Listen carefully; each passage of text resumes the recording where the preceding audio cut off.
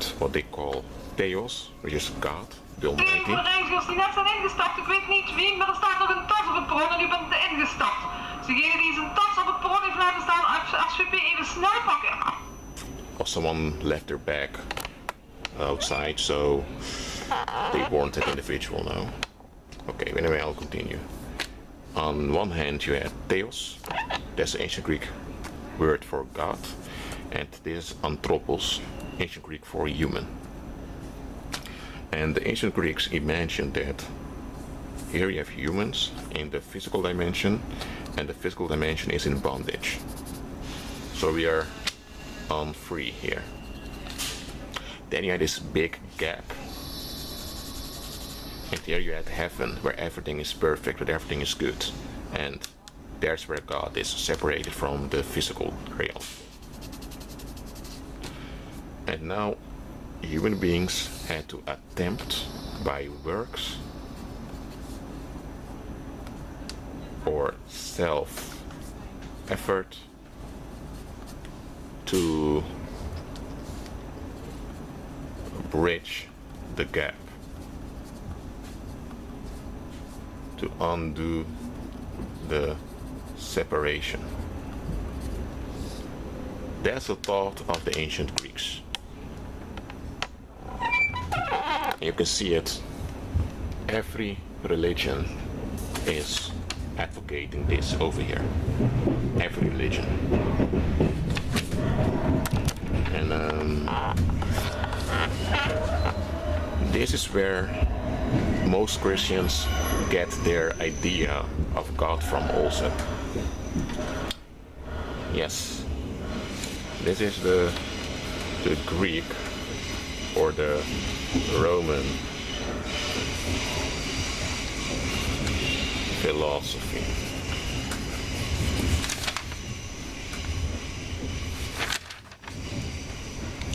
And I'll explain this symbol.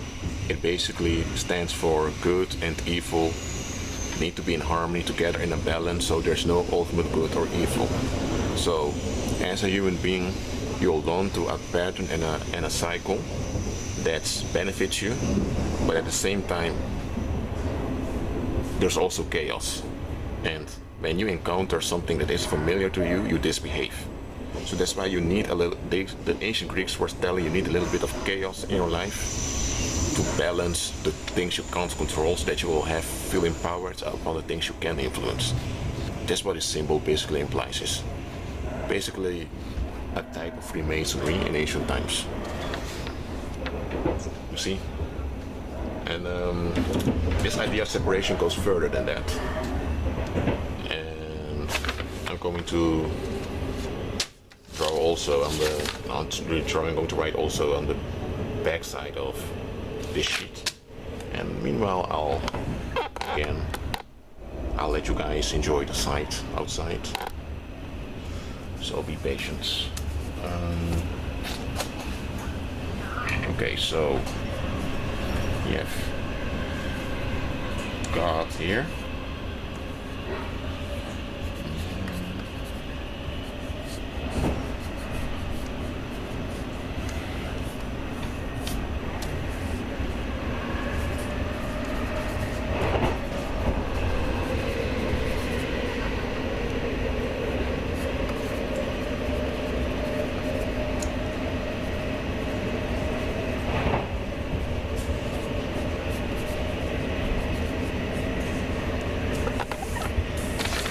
Anyone recognize this?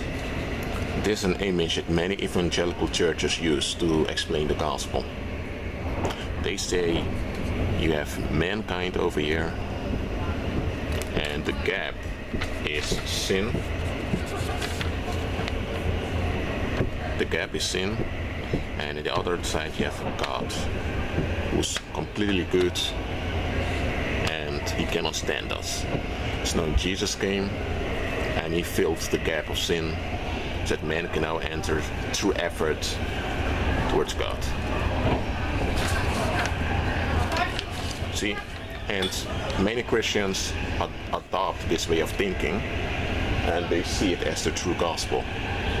But it's not the true gospel, because this is a simplified version and a Christianized version of this, which is the philosophy of the ancient Greeks. It's not the gospel. Okay? So, let's say you're a Christian and you adopted this idea. What you've basically done is you've accepted a perversion of the gospel. Okay, I'm not saying you're not saved, but you accepted a perversion of the gospel, so now that impacts how you view God, how you view Christ, and how you walk in your daily life.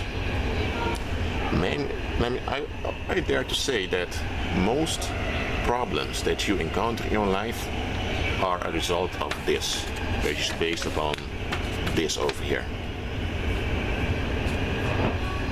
And the thing is, many Christians begin to adopt such ideas.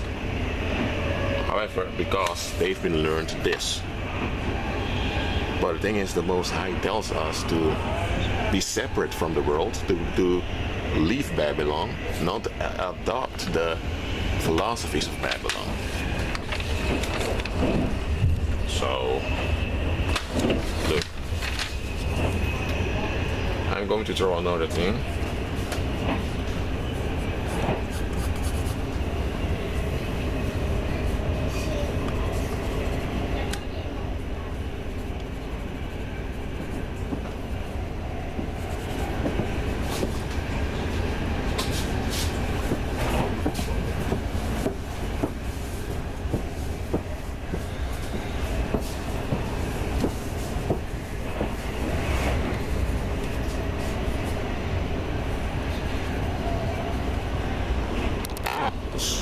Is beginning to shine. That's good. I enjoy sunshine. Okay.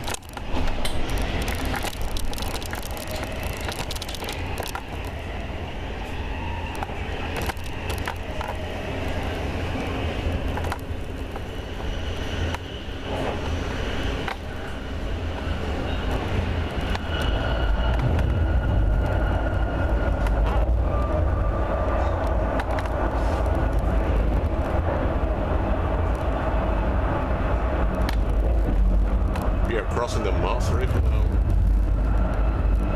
and we're entering the landmass that's attached to Belgium.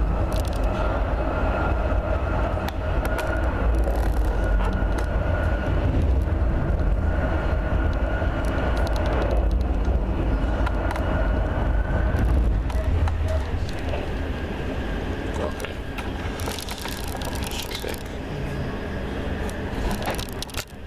So, let's say this is you. And here, there is sin and death. There is sin and death, you see around here. You want relief from sin and death. That's natural, okay? However, let's say you believe in a separation between you and God. Then it implies that you have to cross the gap, the obstacle. It means you have to earn your way to God. See? So this is a reward this is a mentality that's focused upon avoiding punishment and achieving rewards. Now, turning back here. No, go back. This one. You're here. You want salvation, you want to have relief and get away from sin and death. So also want to get away from sickness and all of that. And you're being told you need to earn it you need to earn the reward, so you need to fulfill a demand. over here. So then you do your attempts. You're making your attempts to cross from here to over here. Right? This is your promised land. And you know that you need to get out of here. So you want to overcome those obstacles to get here. Sooner or later, and to come here, you'll down to cycles and patterns. Hold on. To cycles and patterns, or to law and order. You see? So I'm going to repeat. You want to have your promised land, you want to get rid of sin and death. You want to get close to God, so you believe you need to fulfill a demand to achieve this. So to achieve this, you'll down to a method which consists out of cycles and patterns, but we call it law and order. So let's return here. Now I'm going to lay this one over here. I'm going to take another sheet of paper. We'll continue.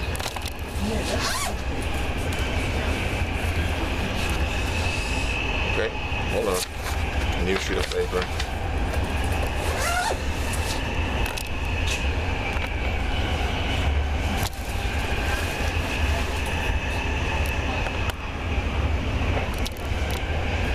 Good, so now you can put the charger back on. Good. So remember this, okay? When you, let me say this is you. When you want to achieve and you want to overcome a barrier, you use a method which is based upon performance. Okay. Okay, you see that? And that's what you call laws. But because it's based upon the idea of separation. But your ultimate goal is to gain control. Control to avoid harm and discomfort, and to achieve and keep pleasure and enjoyment. You see? Okay. So this is what control is all about. It's through self-effort with the knowledge of good and evil, wanting to accomplish this, okay, to overcome a separation. Okay, so what happens now is that, you know, this is you, okay, because you believe in a separation, you see, and it's based upon your effort, you also have a dualistic mindset. So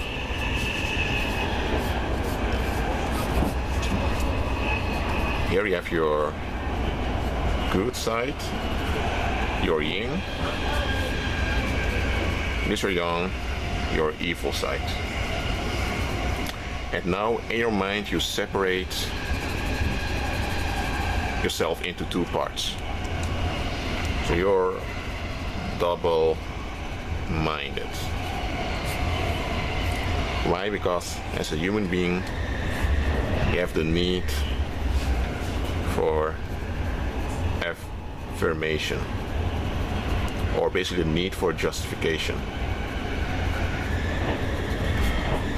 No human being wants to be rejected, so you want to avoid rejection,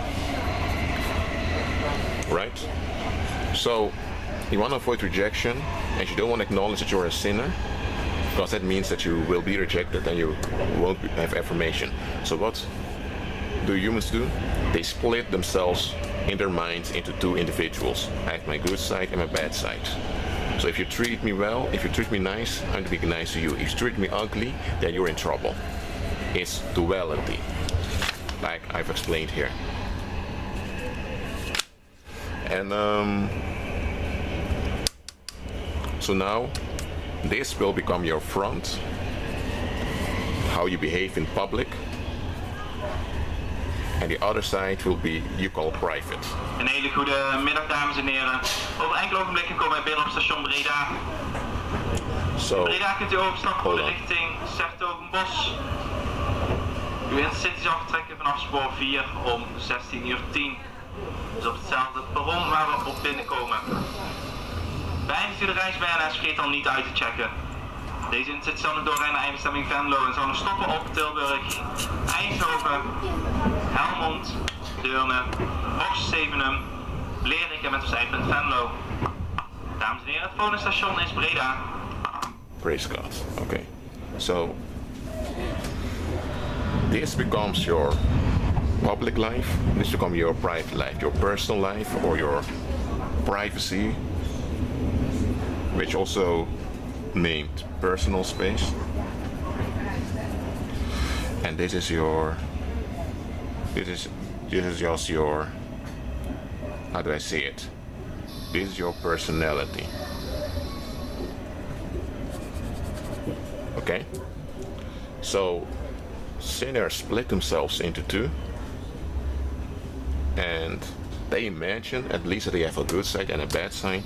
The bad side is their private, they claim as their private space, meaning the personal space, as their own domain, and this is their public. And in this side they conform to external pressure. Because this whole idea is founded upon separation. You see? Which is also something a lot of evangelical churches and also Calvinistic churches adopted. Catholicism also uses it. And that's the duality. In the yin-yang symbols, the yin-yang symbol displays this. Okay? But now, because there is duality, so separation, therefore also the fear of death comes in, which equals the fear of rejection. That's why people don't do methods through self-effort to gain Eden back. Okay? And that's why this is the individual, this is the ego, or the self, and then they are split into their yin, their yang, their good side and their bad side, and now they're looking for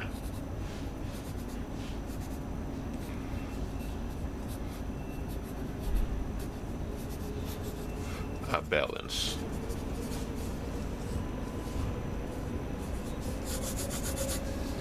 You see? And this is the idea, and if there's more on the public or good weight, then you're a good person. If there's more on the evil private weight, you're a bad person. And bad deserves beating, hurt, deserves to be abused. We call it punishment. And the good in the balance deserves reward and relief from responsibility.